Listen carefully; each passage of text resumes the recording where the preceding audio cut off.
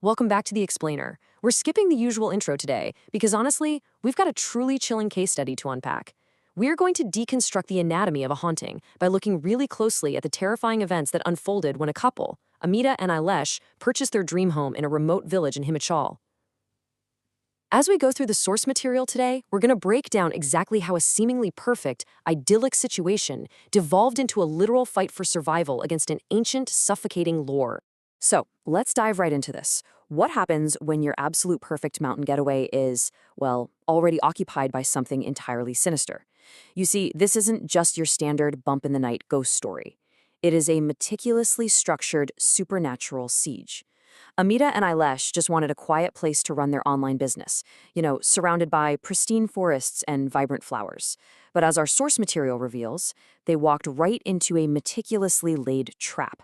We are going to analyze this event phase by phase so we can really understand the underlying mechanics of this specific paranormal encounter. All right, let's get into phase one, the lore and early signs. Now, as you probably know from other documented hauntings, entities rarely begin with a full frontal assault. They almost always begin with deception. The exterior of this home was a brilliant lure. It was this sunny, beautiful yellow house that looked absolutely gorgeous in the daylight. But the very second Amita opened that front door, the reality of the interior just hit them like a freight train. It was pitch black, coated in layers of dirt, and overwhelmingly smelled of rotting meat and dark, burning herbs. The outside is a literal dream, but the inside immediately assaults the senses with a signature sense of decay and dark rituals. And notice how the entity immediately targets their sustenance. These are the initial anomalies from their very first night in the house. Amita tried to cook dinner, but the fresh vegetables she cut into were instantly rotting from the inside out, completely swarming with black bugs. This is such a classic escalation tactic. The entity is polluting their environment to weaken the inhabitants physically and psychologically. Because of this, the couple had to just abandon their dinner entirely and survive on nothing but bread and butter. So by the middle of that first night, this builds into direct physical manipulation. At 4:30 a.m., Amita wakes up and realizes Ailesh is missing from their bed. Just 5 minutes later, she steps out into the pitch-dark garden. And by 4:40 a.m., she finds her husband forcefully digging a massive hole in the earth with a shovel, wearing this deeply unsettling, eerie smile. When she screams his name, he snaps out of it, completely clueless as to how he even got there. The entity is already testing its ability to hijack the physical body of the inhabitants while they're fast asleep. Which brings us to phase two, blurring nightmares and reality. After a surprisingly normal following day, the second night marks a terrifying shift, where the boundaries between psychological terror and physical danger absolutely collapse. Amita gets woken up by the sound of heavy furniture scraping across the floor. She follows the noise to a hidden door tucked under the stairs, leading down into a dusty basement filled with those exact same rotting herbs. Down there, she finds Ailesh sitting in a rocking chair. His eyes have rolled completely back, the pupils are entirely gone. He's just staring at this black bottle. And standing right behind him is the entity. It's a dark, shadowy figure of a terrifying woman with long hair and hollow white eyes. This is the first direct visual contact, and it ends violently, with the entity choking Amita until she loses consciousness. While unconscious, Amita experiences what she fully believes is just a nightmare. She dreams she's out in the dark garden, frantically digging that exact same hole Ailesh was digging earlier, her nails breaking and her fingers bleeding. But here is the horrifying reality check. She wakes up in her bed the next morning, looks down, and her hands are physically covered in real, dried mud and actual blood. Outside, Ailesh is crying while filling the hole back in. This brilliantly and terrifyingly illustrates that the haunting is no longer just in their heads. The violence being inflicted in the dream state is actually manifesting in the physical world.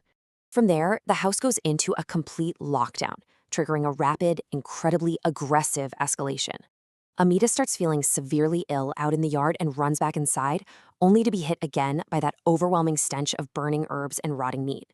Suddenly, every single door and window violently slams and locks. Every light bulb in the house shatters at the exact same time. The very walls of the house begin to emit the sounds of human weeping, and pools of thick, black blood spontaneously appear on the floorboards. The house itself has literally become a weapon.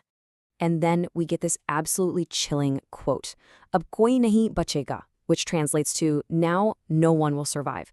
This is screamed by Ailesh, but it isn't Ailesh speaking. He emerges holding a heavy, blood-stained, rusted axe. His eyes are entirely white. The source material notes that standing right behind him is the spirit of a terrifying, rotting man. Eilish has been fully possessed, weaponized against his own wife, right before the shadowy woman from the basement appears again to choke Amita back into unconsciousness. Now we enter Phase 3, the 3 a.m. climax. This brings us to the most perplexing and dangerous part of our breakdown. The entity seemingly hits a giant reset button on the entire environment to prep for its ultimate attack. It's a 3 a.m. reset. Amita jolts awake in her bed. Everything is dead quiet. She checks her hands, no marks. She looks at the floor, no blood. She's sleeping soundly right next to her. It creates this maddening, false sense of security, totally making her question her own sanity. Was it all just a bad nightmare? But then she creeps downstairs, opens the hidden door, and verifies that the basement, the rocking chair, and the rotting herbs are absolutely real. The physical trap is still fully set. The pacing of this final attack is just relentless. At 3:15 a.m., a huge, loud noise comes from the bedroom. At 3:16, Amita sprints upstairs to find Eilish literally levitating above the bed, thrashing around as if bound by invisible chains. She desperately tries to call for help, but the phone lines are completely dead. By 3:18, Eilish's body goes rigid and crashes hard to the floor.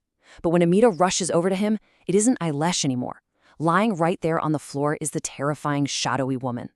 At 3:20 a.m., the entity lunges, choking Amita until her breathing totally stops. Moving into the final stage, Phase 4, the medical mystery and the lore. We shift now from the paranormal assaults in the dark to the devastating aftermath in the daylight. When morning finally comes, Eilish wakes up totally normal, but Amita, she will not wake up. She starts having severe seizures. Eilish rushes her to the local clinic and then to a major hospital. Yet, miraculously, her medical reports and brain scans all come back completely normal, showing zero physical trauma.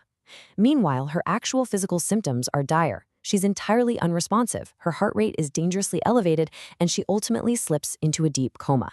You see, modern medicine just doesn't have a diagnostic code for spiritual theft. Desperate for answers, Eilish returns to the house just to gather their things, and this is where the dark truth behind this property is finally revealed by a mysterious old man sitting outside. They are dealing with a Pishachini. This isn't your standard run-of-the-mill ghost. It is a highly dangerous dark entity whose specific modus operandi is to trap victims inside their own dreamscapes. While the victim's mind is imprisoned in an endless, terrifying nightmare, the Pishachini slowly drains their life force in the real world. Its ultimate goal? Burying their physical bodies right there on the cursed grounds. So how do you actually break something like this? Well, the Old Wing gives Eilish 3 very strict steps. Step 1, immediately and permanently evacuate the haunted premises. Do not stay another second. Step 2, arrange a highly protective spiritual puja dedicated specifically to Amita's health and safety. Step 3, wait.